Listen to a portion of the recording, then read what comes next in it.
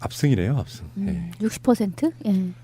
차마 6고지까지는 안 갈 줄 알았는데 달성을 해버리네. 60.2%로 여러 가지 합산이 있었죠. 뭐 ARS도 있고 대의원도 있고 현장 투표도 있었고 문재인 60.2 그리고 안희정 20 그리고 이재명 19.4. 최성 후보는 안타깝습니다. 우리가 유일하게 대선 국면에서 인터뷰했던 최성 후보 0.4% 얻었고요. 그러니까 전체적으로 보면 문재인 60, 안희정 20, 이재명 19 이렇게 보시면 되겠습니다. 이게 정확하게 그게 나눠지는 거고요. 일단 그런 이야기 먼저 한번 해보고 싶네요.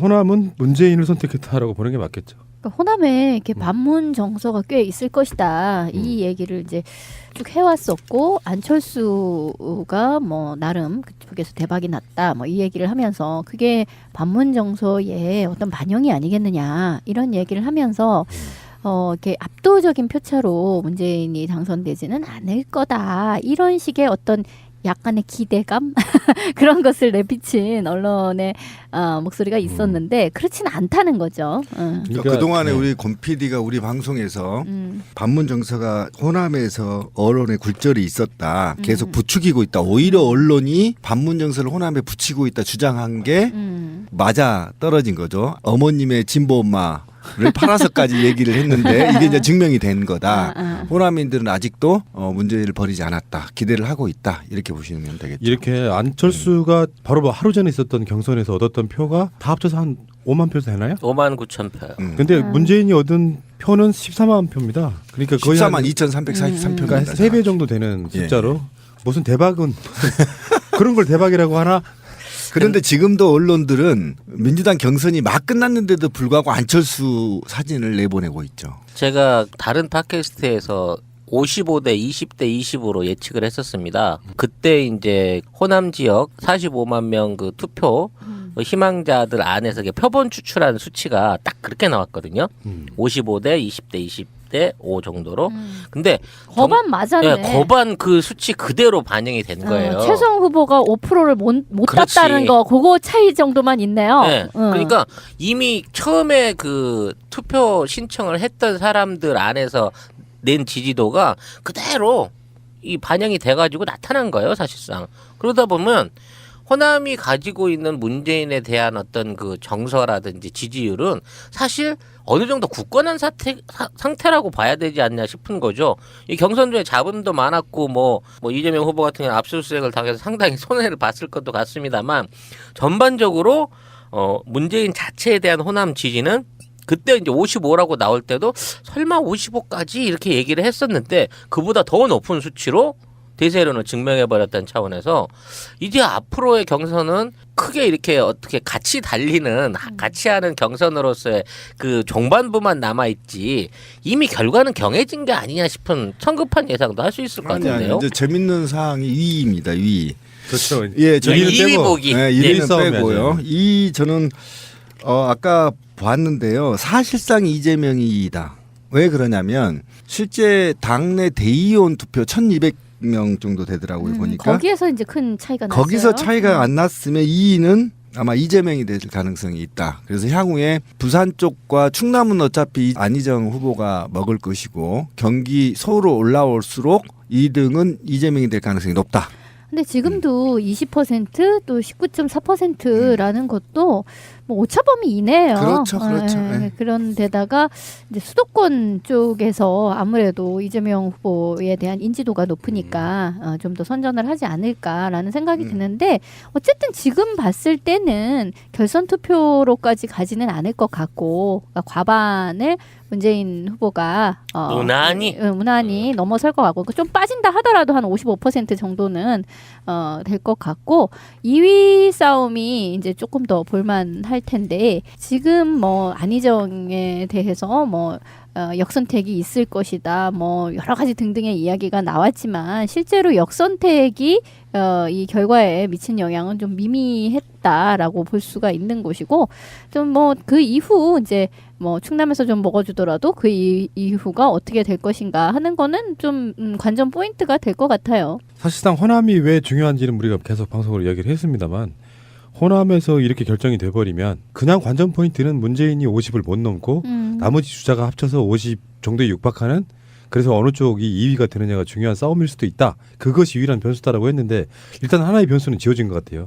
과반은 넘는다는 과반을 거지. 넘고 60% 정도면요. 개개인으로만 봐도 사실 안희정이나 이재명 후보에 비해서 문재인 후보가 3배 이상 높은 거거든요. 둘이 합쳐봐야 40%밖에 안 되니까. 그러니까 뭐 굳이 그렇게 합친다 어쩐다 하는 거를 이렇게 뭐 공학적인 그런 움직임은 별로 없을 거라고 생각이 들고요. 사실 뭐 합쳐도 안 뭐 별 소용이 없기도 하고 그리고 합쳐지기도 굉장히 어려운 구조이죠. 왜냐하면 이게 이제 전번에도 얘기했듯이 가운데에 문재인이 있고 왼쪽 오른쪽에 이렇게 있는 상태이기 때문에 아무리 문재인 1위 후보 문재인을 견제한다 하더라도 안희정 그 지지자분들이 이재명 지지자와 같은 길을 이렇게 같은 선택을 하기도 어렵고 또 그 반대로 이재명 지지자가 안희정 지지자로 이렇게 바뀌기는 양쪽은 좀 호환이 불가능하다 이렇게 보기 때문에 결국은 이제 2위 싸움은 계속 끝까지 이제 이런 박빙으로 유지될 가능성이 높은 거죠. 그리고 이거는 어떤 이후 그러니까 굳건하게 더불어민주당이 수권 정당으로 이제 가게 된다고 한다면 이제 차기 또는 이 이후에 이제 정권의 색깔이 어느 쪽으로 그렇죠. 좌쪽으로 좀 더 끌려갈 것이냐 오른쪽으로 끌려갈 그러네요. 것이냐 하는 등의 방향은 탈을 또 경직정할 수 있는 것이기 때문에 중요하다고 봐야 되겠죠. 지금 일정을 좀 알려드리면요. 호남 다음에 오늘은 사실 현장 투표만 한 거고요. 그 전날 25일, 26일 날 토요일, 일요일 날 ARS 투표를 했습니다. 첫날은 강제적 ARS 전화 받고 투표하는 거고 두 번째 날은 자발적 ARS 전화 걸어서 투표하는 그런 날이에요. 충청권은 3월 27일 월요일하고 3월 28일 화요일 날 그런 식으로 ARS 투표를 하고요. 29일 날 결과가 나오는 거고요. 다음에 영남권은 29일 날하고 30일 날 ARS 투표를 하고 3월 31일 날 결과가 나오는 거고요. 수도권, 강원, 제주 2차 선거인단 다 합쳐가지고 그러니까 그동안 못했던 사람들 다 포함하는 거예요. 지금까지 못했던 사람 또 할 수 있어요. 그 사람들이 3월 31일과 4월 1일 날 ARS 투표를 하고 4월 2일 날까지 그러니까 ARS 투표를 마지막으로 하고 3월 31일, 4월 1일, 4월 2일까지 ARS 투표를 하고 4월 3일 날 최종 결과가 나오는데 물론 이제 뭐 가능성은 희박해졌지만 문재인 후보가 50%를 못 넘게 되면 4월 8일 날 결선 투표를 하는 토요일 날 이렇게 그런 일정으로 잡혀 있고요. 자 어쨌건 뭐 설도 분분했고 뭐 어떤 분들은 그런 이야기도 했죠. 뭐 숨어있는 표가 많다. 여론조사는 조작이다. 뭐 여러 가지를 하셨지만 실제로 현상은 지금 이렇다라고 말씀을 이런 결과가 나왔기 때문에 어떻게 될지 모르겠습니다만 앞으로 충청권에서는 안희정 후보가 아무래도 유리할 것 같고요. 2위 싸움 이제는 볼만한 2위 싸움 됐으니까 수도권은 사실 안희정 후보가 유리할지 이재명 후보가 유리할지는 잘 몰라요. 그 인지도라든지 등등 이런 것들이 우리처럼 SNS나 이렇게 팟캐스트에 익숙한 사람들만 있는 게 아니기 때문에 누가 유리하다고 저는 말씀을 좀 저는 수도권은 이재명 시장이 후보가 유리하다고 봅니다. 촛불? 아니요. 그럼. 그게 아니라 제가 예전에 우리 방송에서 한번 한 적이 있는데요. 제가 강주에 가면 뉴스를 보잖아요. 그러면 꼭지를 4개에서 6개 정도 잘라버렸다고 중앙 뉴스를 잘라버리고 지역 뉴스로 대치를 한단 말이에요. 근데 이재명 시장이 원래 뒤쪽에 나와요. 교묘하게. 그러니까 앞에서 잘리더라고요. 그러니까 시골 사람들이 이재명을 몰랐었어요. 뉴스를 봐서는 이제 잘 모르게 모르는 되는 거야. 거죠. 근데 수도권에 이게 안 잘리거든요.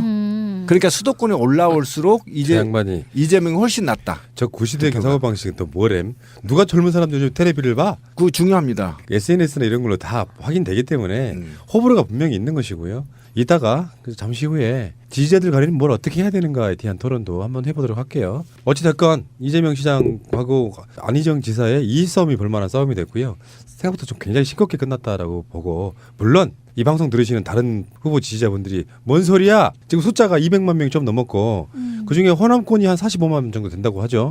그리고 영남도 한 호남만큼 정도 돼요. 그리고 수도권도 있고 충청도 있는데 충청이 좀 작은 편이고 호남, 충청, 영남을 다 합친 게 수도권하고 약간 비슷해요. 그렇죠. 그 숫자이긴 하지만 이게 일종의 거대한 샘플이라고 보시면 됩니다. 그렇죠. 이걸 굉장히 많이 벗어나지는 않을 것이다. 이렇게. 25%를 차지한 유권자가 투표를 했으니까. 그렇지. 네, 전체 200만 선거인단 중에 45만이 투표를 했으니까 그 중에 이제 약 5% 정도가 이제 투표를 끝낸 거고요. 이제 시작에 불과하긴 하지만 지금 전체적인 숫자를 따지고 봤을 때에 지금의 어떤 격차가 앞으로 늘면 늘었지 크게 줄진 않을 것 같다는 생각이 들어요.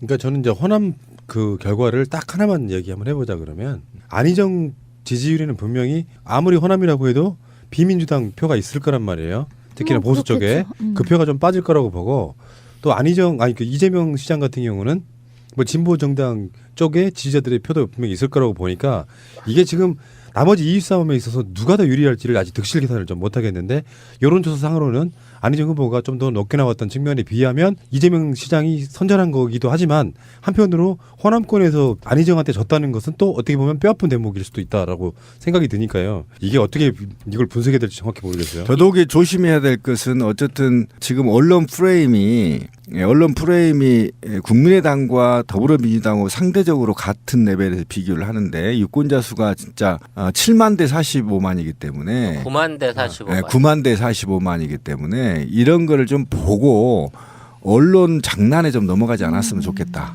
5배 차이네요. 5배. 예, 5배 차이가. 자, 우리가 이제 그 민주당 경선 결과를 알아봤는데요.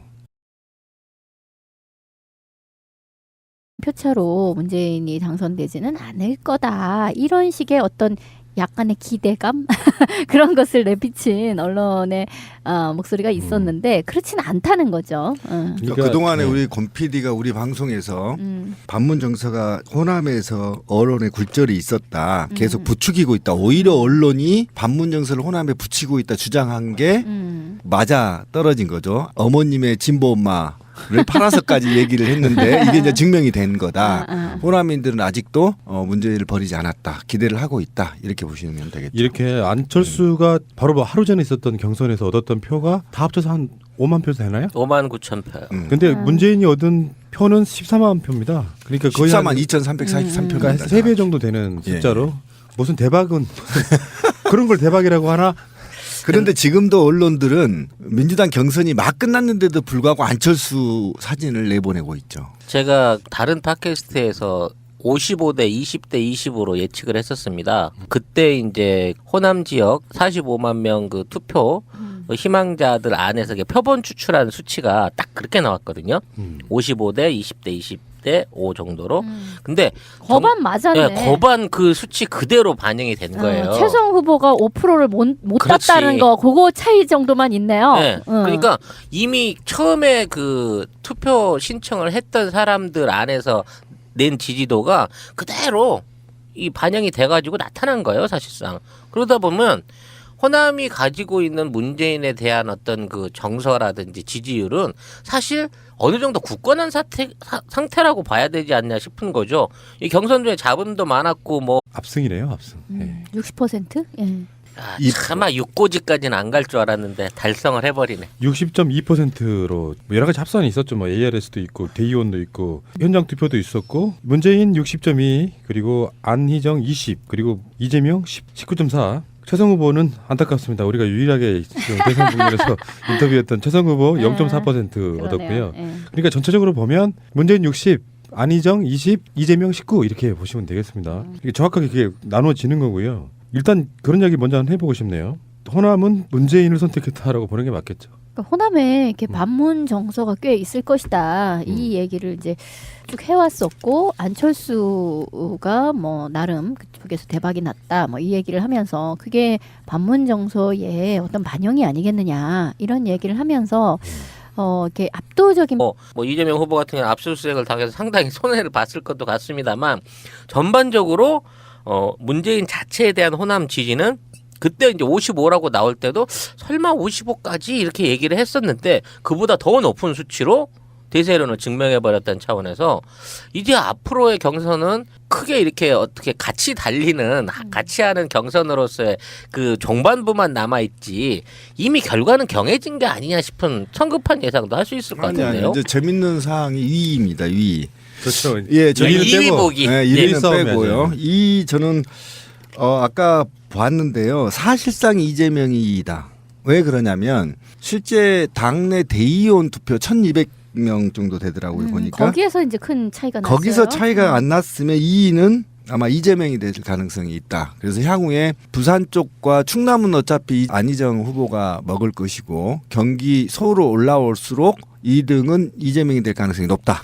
근데 지금도 20%또 19.4%라는 것도 뭐 오차범위 이내예요. 그렇죠, 그렇죠. 네. 그런 데다가 이제 수도권 쪽에서 아무래도 이재명 후보에 대한 인지도가 높으니까 좀 더 선전을 하지 않을까라는 생각이 드는데 어쨌든 지금 봤을 때는 결선 투표로까지 가지는 않을 것 같고 그러니까 과반을 문재인 후보가 무난히 넘어설 것 같고 좀 빠진다 하더라도 한 55% 정도는 될 것 같고 2위 싸움이 이제 조금 더 볼만할 텐데 지금 뭐 안희정에 대해서 뭐 역선택이 있을 것이다 뭐 여러 가지 등등의 이야기가 나왔지만 실제로 역선택이